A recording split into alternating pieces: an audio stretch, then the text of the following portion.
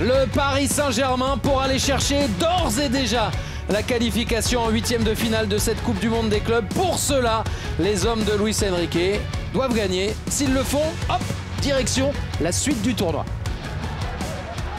Le PSG en possession du ballon. On a eu l'habitude tout au long de la saison. On a eu l'habitude également lors du match contre l'Atlético.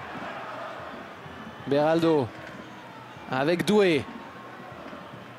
Zaïre Emery tranquillement pour aller servir parfaitement Kvaratskhelia qui va attaquer l'adversaire, attaquer la surface et tenter sa chance. 1 minute 17 déjà, une frappe cadrée et bien sûr en faveur du PSG.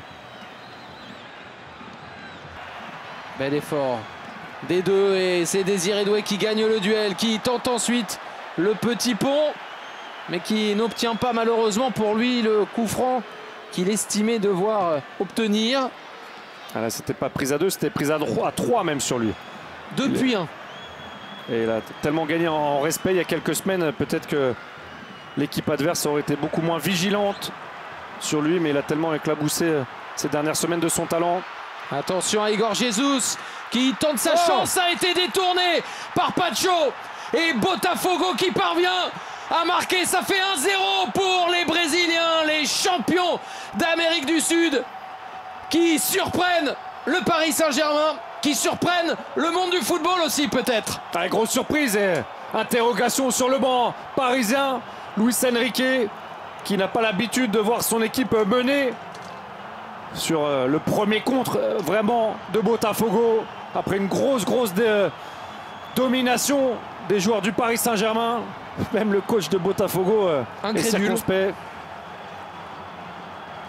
On voit ce contre et ce ballon vraiment bien donné entre les deux défenseurs centraux. Cette mésentente entre Beraldo et Pacho, c'est contre-favorable aussi. Et ce ballon dévié même au dernier moment pour tromper Donnarumma, dévié par Pacho. La réussite pour Igor Jesus qui marque déjà son deuxième but dans la compétition. Il avait marqué face à Seattle et il récidive face au Paris Saint-Germain. Et pour l'instant, c'est Botafogo, non seulement qui mène au score, mais qui est en train de se qualifier pour la suite de la compétition. On joue depuis 36 minutes, mais ils sont leaders de la poule au moment où l'on se parle. Le coup franc dont va se charger Vitinha. Il scrute. Il passe le radar dans la surface pour essayer de trouver la bonne solution. Et elle était proposée par Gonzalo Ramos. Touché enfin dans une zone dangereuse. Elle était sur la bonne trajectoire. Très bien tiré de la part de Vitinha aussi, qui a visé la bonne zone. Avant de le céder ensuite. Savarino. Arthur. Avec Vitinho. Le centre en première intention pour la tête. Il était arrivé lancé, Jefferson Savarino, pas le plus grand mais le plus efficace là-dessus avec son 1,68 m. Pas de hors-jeu au départ. C'était limite.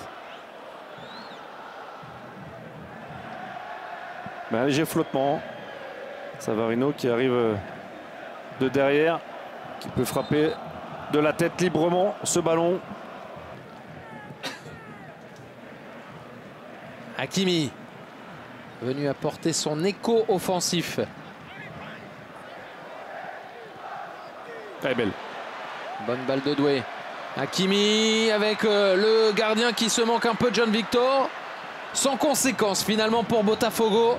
Il manque la fin d'un attaquant qui coupe la trajectoire, qui a cette agressivité offensive dans la surface de réparation pour être le premier sur ce centre. Toute l'équipe de Botafogo, solidaire et très efficace défensivement pour l'instant. Ruiz. Le centre de l'Espagnol, il en aura un deuxième pour donner à João Neves. Il y a du monde. Qui va tenter sa chance? Lee maintenant pour ce centre. Barcola pour remettre. Et Kvaratskhelia qui y croyait. Mais c'est bien Botafogo qui s'impose. Les vainqueurs de la dernière Copa Libertadores rendent leurs supporters euphoriques.